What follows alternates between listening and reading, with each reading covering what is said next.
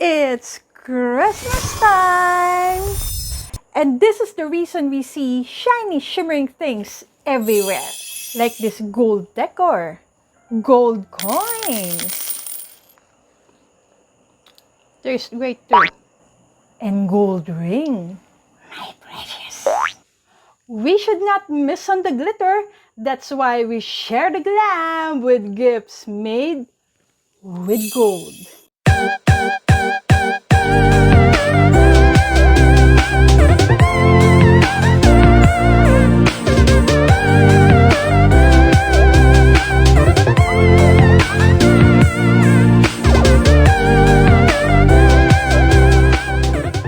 Mabuhay! I'm Rema and welcome to my art space. Come on. I'm gonna show you how to make bookmarks and journals made with gold embellishments, which you can give out as gifts to your friends. It's very much similar like the hand-painted journals and bookmarks that I made for some friends in October, but this one has an additional material. Gold leaf. No, this is not real gold. This is just an imitation gold copper, according to the online shop where I bought it, which was based in China.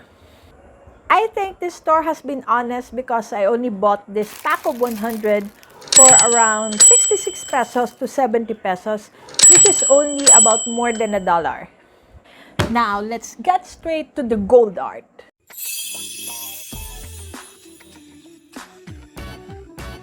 We'll need thick specialty paper cut into strips. I'll be only getting one for the demo. Then, blank journals that I'll design.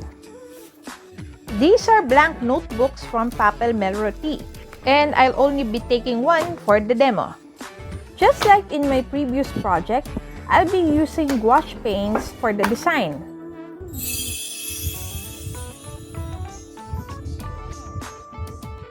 I started by painting first both sides of the bookmark and journal.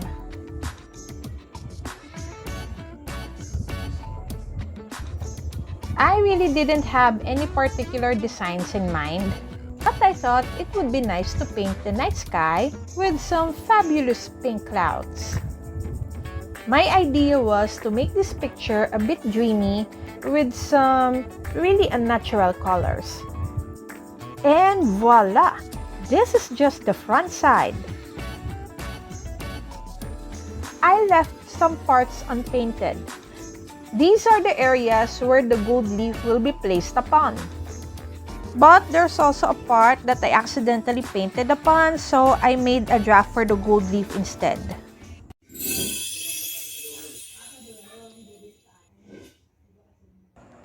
Placing the gold leaf is so tricky and challenging. It's because each leaf is so thin that they break up when you try to pick them up. To make this project a success, I bought glue and varnish for the gold leaf. I'm not sure if normal white glue is good for gold leaf, but I bought a glue and varnish for this kind of embellishment. I could not find these in any local online store, so again, I had to order from another store in China. But I'm going to rant a bit on this one because I think the picture on the page was misleading. It showed that the products have English labels, but it turned out otherwise. I had to guess which is which. I guess this one is the glue because it's colored white. And this one must be the varnish because it's transparent in color. I used a stick to put the glue on the unpainted areas. I must admit I was not confident using a brush for this. I had trouble with this because I put too much glue on the surface. But I wanted to use a stick because I wanted the edges to be clean. But I guess they weren't as clean as I thought. Whoops! Don't add the gold leaf yet because we have to wait for 20 to 30 minutes for the glue to get tacky. The gold leaf would not stick well if the glue is still wet. That waiting time is enough for one episode of Spy Family. After about 20 minutes or so, the bookmark and journal are ready to hit the gold.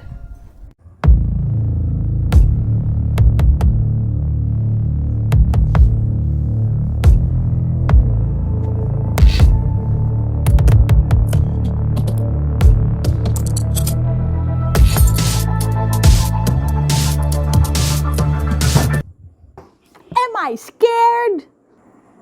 Of course I'm scared.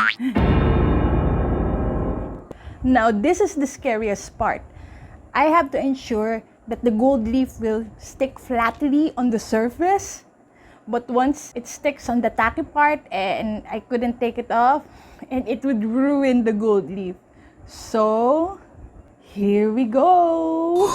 Sticking the gold leaf is just a one-time move. Once it sticks, it stays there forever. That's why I try to be agile and really careful when placing them. Then I let them stay for a few more minutes. Maybe another 20 to 30 minutes to be sure. Okay, the gold seems to be dried up. Now, this is the part that I really hate because I expect the gold leaf to be flying everywhere when I remove them. When removing the gold leaf, I would need a brush, but I guess this is too small for me. And also, I would need this box to put in the gold leaf that I will remove from the surface of the journal. I think I'm gonna need to turn off the fan. I could hate this part because it's really messy, but it can also be fulfilling once you remove all the excess edges. And you see all these glitters? Cool. Now look, I got some sticking on my fingers. Ugh. And they're still flying around even when there's no fan. Art is always messy though. It really takes a lot of sacrifice just to create something beautiful. But I'm somehow beginning to regret this because it's so hot in the Philippines. Okay, one of my mistakes here is that the golden images look too bulky because I put on too much glue. I'm gonna transfer these excess gold leaves into a container. These can still be used in the future. To protect the gold designs, this is where I'd add the varnish.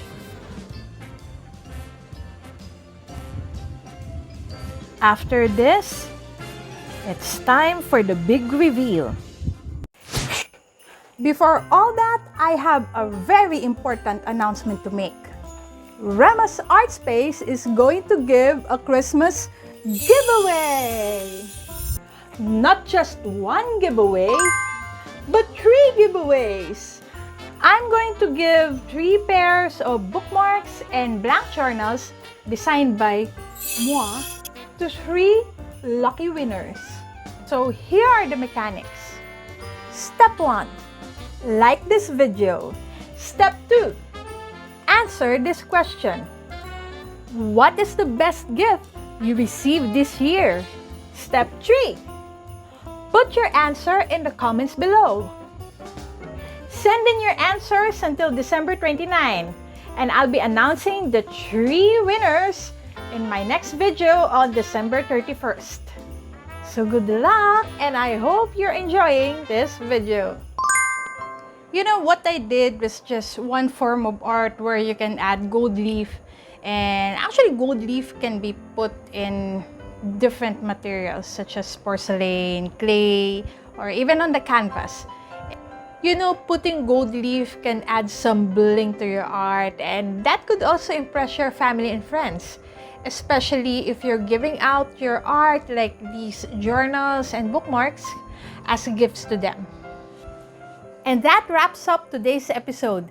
Again, I'm Rema, and thank you very much for joining me here, and I hope to see you again in my next art space. Merry Christmas to you all! Direk, tapos na ako mag-shoot. Yun na, kating-kating na yung balat ko. And this this is the reason